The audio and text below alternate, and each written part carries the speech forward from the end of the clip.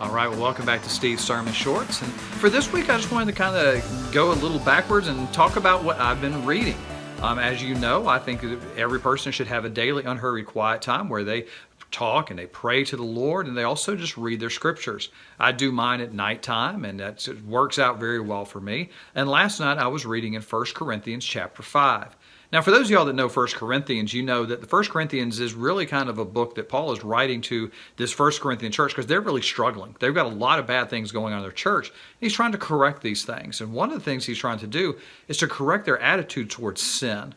Because when we look in 1 Corinthians chapter 5, what do we see?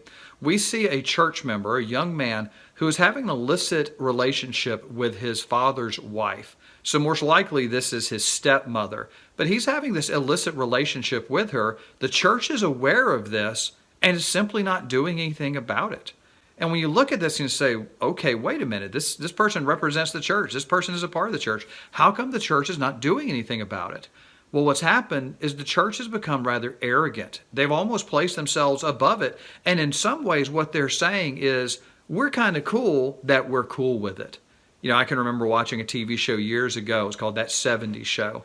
And one of the times it was about a group of teenagers growing up in the 70s. And in one of the episodes, they go to a Peter Frampton concert.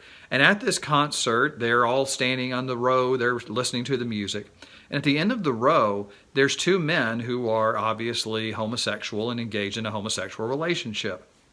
Well, one of the characters who is a foreign student who does not know the customs of America, as it were, he's looking at this and wondering what's going on.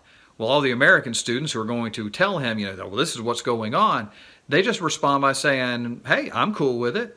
Well, I'm cool with it. I've got no problems. I'm cool with it. And then the very last one, our kind of hero, says, we're so cool because we're cool with it. And and this is kind of the same attitude that this church in 1 Corinthians 5 is displaying. They're displaying this idea of, well, we're cool with it, and we're so cool because we're cool with it. You see, the church should take stand against sin. The church should take stands against those who are really just insulting God and what he would have done. Because what does it say here? In 1 Corinthians 5, chapter 2, it says this, you have become arrogant and have not mourned instead, so that the one who had done this deed would be removed from your midst.